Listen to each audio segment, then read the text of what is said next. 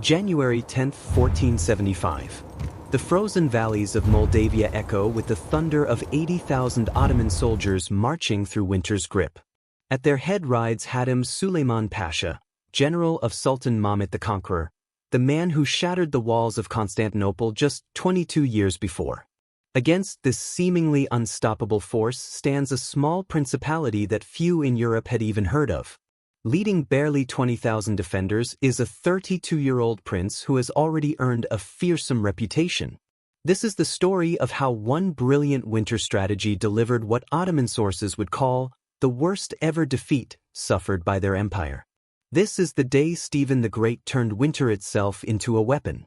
To understand why this battle mattered, we need to step back to a Europe living in the shadow of Ottoman expansion.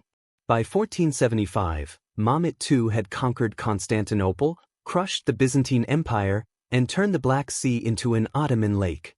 The Sultan's armies seemed unstoppable. They had pushed into the Balkans, threatened Hungary, and were systematically absorbing every Christian principality in their path. Only one small state continued to defy them: Moldavia, ruled by a prince the chronicles called Stephen the Great. Stephen III of Moldavia was no ordinary medieval ruler. Since taking the throne in 1457, he had fought 48 battles and won 44 of them, each victory marked by the construction of a church or monastery. But in 1475, he faced his greatest test. The conflict had been brewing for years over control of the strategic Black Sea ports of Chilia and Ackerman. These weren't just trade centers, they were the keys to controlling commerce between Europe and Asia. As one contemporary German chronicle explains, Mahmud wanted to turn Moldavia into some kind of fortress from which to launch attacks against Poland and Hungary.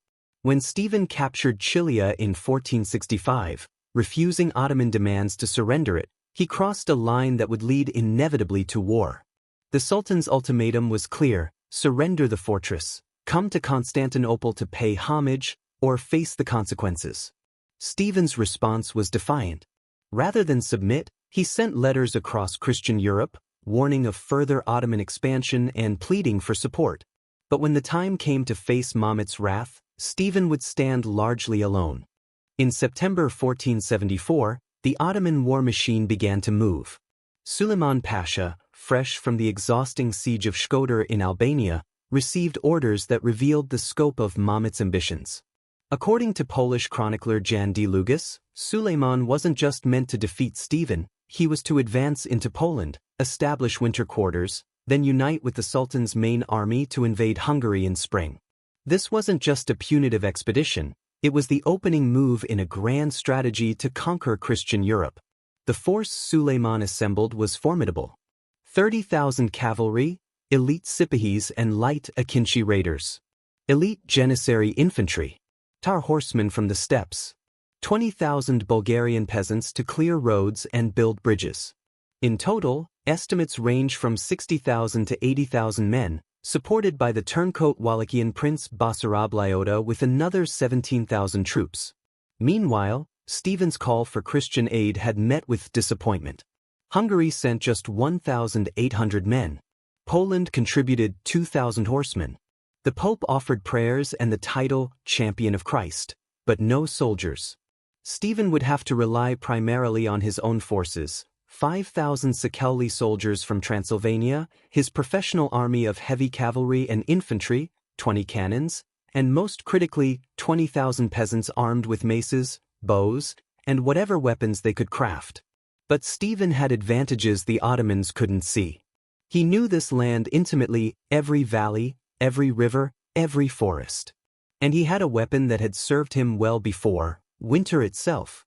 As the Ottoman juggernaut crossed the frozen Danube and entered Moldavia in December 1474, Stephen put his most brutal strategy into effect. Stephen's response to invasion was ruthless and systematic. Across Moldavia, his orders were carried out with methodical precision: burn the villages, poison the wells, evacuate all livestock and population to the northern mountains. This was scorched earth warfare at its most effective. The advancing Ottomans found no food, no fodder for their horses, no shelter from the brutal winter. Every settlement they reached had been stripped bare and left as a frozen wasteland. Specialized Moldavian troops harassed the Ottoman columns constantly. Hit-and-run attacks. Ambushes in the forests. The psychological warfare of an enemy that struck from the shadows and melted away like ghosts. The effects were devastating. Ottoman sources describe soldiers looking like plucked chickens from the cold.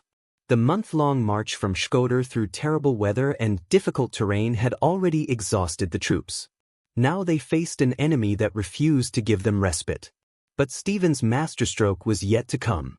Ottoman scouts reported untouched villages near the town of Vaslui. Desperate for supplies and shelter, Suleiman ordered his army toward that region, walking directly into Stephen's trap. The area around Vaslui was where Stephen's father had defeated the Poles in 1450. It was where 17-year-old Stephen had fought alongside Vlad the Impaler. He knew every hill, every stream, every advantage the terrain offered. The valley was a perfect killing ground, semi-oval in shape, surrounded by forested hills, with marshy terrain inside that would restrict troop movement. To reach the area, the Ottomans would have to cross a wooden bridge over the Barlad River, a bridge never designed for heavy military traffic. Stephen positioned his cannons to command the bridge. His archers and peasant militia hid in the forests on the surrounding hills. His professional troops took position in the valley center. Everything was ready for the perfect ambush. January 10, 1475. Dawn breaks cold and misty over the valley near Vaslui. The weather is frigid, and dense fog limits visibility to mere yards. The Ottoman army, exhausted from weeks of march through hostile territory, approaches what they believe will be easy prey. Stephen makes the first move, but it's one that would confuse any conventional military mind. He sends musicians into the middle of the valley. The sound of drums and bugles echoes through the fog, making Suleiman believe the entire Moldavian army awaits him there. It's a masterful deception. The center holds only the Sakhelli forces and part of Stephen's professional army, with strict orders to make a slow, fighting retreat when engaged. The real strength lies hidden in the forests. Thousands of archers who can't see their targets but can follow the sound of Ottoman footsteps in the fog. Suleiman orders the attack. His troops advance into the valley, confident in their overwhelming numbers. The wooden bridge groans under the weight of Ottoman cavalry. That's when Stephen springs his trap. The Moldavian cannons roar to life, their shot tearing through Ottoman ranks at point-blank range. From 3 directions simultaneously, arrows rain down from the forests. The Ottomans can't see their attackers. They can only hear the whistle of projectiles and the screams of falling men. Under the weight of desperate cavalry trying to escape the killing ground, the wooden bridge collapses. Ottomans trapped on the wrong side face a terrible choice: brave the arrow storm or try to cross the treacherous marshland. The 5,000 Sakhelli soldiers perform exactly as planned, repelling 7,000 Ottoman infantry while conducting their ordered retreat. But when Ottoman Sipahi cavalry breaks through, the Sakhellis are routed, and Ottoman infantry begin attacking the Moldavian flanks. For a moment, it seems the superior numbers might tell. Suleiman tries to reinforce his offensive, not knowing the extent of the disaster unfolding in the fog-shrouded valley. That's when Stephen unleashes his final masterstroke. From every direction simultaneously, Stephen's entire army explodes into action. Heavy cavalry, infantry, and 30,000 peasant militia attack from all sides. The Ottomans, already reeling from the artillery and arrow fire, suddenly face enemies everywhere. But Stephen's most brilliant touch involves the buglers he's concealed behind Ottoman lines. As his main attack begins, these hidden musicians sound their calls from within the Ottoman ranks. Confusion spreads like wildfire. Ottoman units turn to face phantom threats, believing they've been surrounded and infiltrated.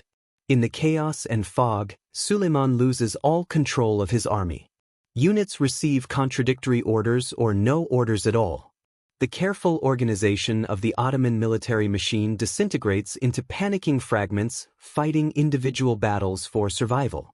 Contemporary sources describe the moment when Ottoman discipline finally broke. Soldiers who had conquered Constantinople now fled in terror through the marshes and forests of Moldavia. The retreat became a slaughter as Stephen's light cavalry and Polish horsemen pursued the broken remnants. The battle lasted 4 days, though 3 of those consisted entirely of Moldavian forces hunting down fleeing Ottomans. The pursuit continued until the survivors reached Oblusida in Dobruja, nearly 200 miles away. Even Basarab Laiota, the Wallachian prince who had joined the Ottomans, abandoned his allies. His forces fled the field without fighting, and when desperate Ottoman survivors tried to find refuge in Wallachia, Laiota turned on them, later sending a captured Ottoman flag to a Hungarian friend as proof of his bravery. The numbers were staggering. Contemporary sources report 40,000 Ottoman dead, including 4 pashas. Polish chronicler Jan Długas writes that most Turkish prisoners were impaled and their corpses burned, with only one exception, the son of an Ottoman general whose father had once fought alongside Moldavian princes. Another chronicler reported that the battlefield was covered with huge piles of bones upon each other, next to 3 immured crosses. In victory, Stephen the Great displayed a humility that impressed even his enemies. According to Jan Długas, he didn't celebrate his triumph. Instead, he fasted for 40 days on bread and water and forbade anyone to attribute the victory to him, insisting that credit be given only to God. But Stephen was also a shrewd politician. He sent captured Turkish commanders and 36 Ottoman standards to King Casimir of Poland, pleading for troops and money to continue the fight. Similar gifts went to the Pope and the Hungarian King Matthias Corvinus. The responses revealed the cynicism of medieval politics.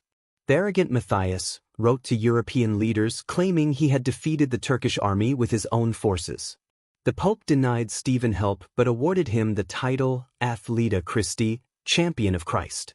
King Casimir pleaded poverty and did nothing, leading his own advisors to accuse him of sloth. In Constantinople, the news hit Mehmet II like a thunderbolt.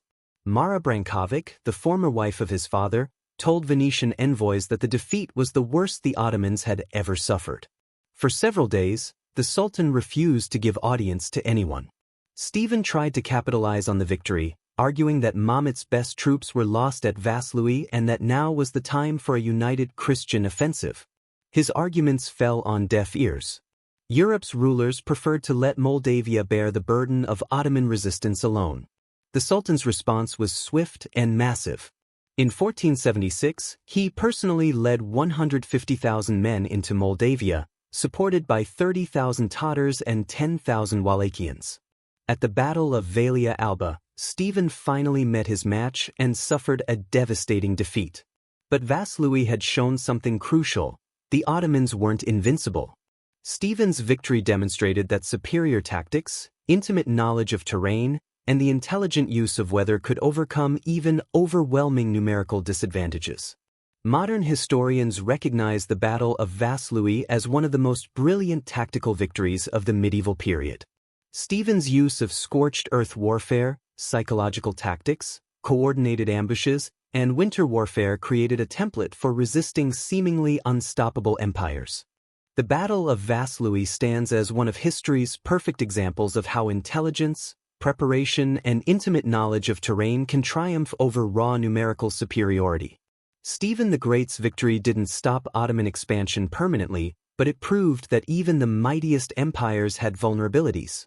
The lessons of Vaslui echoed through centuries of warfare: the power of defensive preparation, the importance of local knowledge, the psychological impact of unexpected defeat on seemingly invincible forces. Jan Długas' contemporary assessment still rings true: praiseworthy hero, in no respect inferior to other hero soldiers we admire. He was the first contemporary among the rulers of the world to score a decisive victory against the Turks. On a frozen morning in 1475, in a valley that most of Europe had never heard of, Stephen the Great proved that even in an age of expanding empires, a brilliant mind, careful preparation, and the courage to stand against impossible odds could still change the course of history. This marks the end of our documentary on the Battle of Vaslui. If you found this documentary informative, consider subscribing to the channel for more focused history documentaries on battles, sieges, and conflicts that shaped the medieval and early modern world.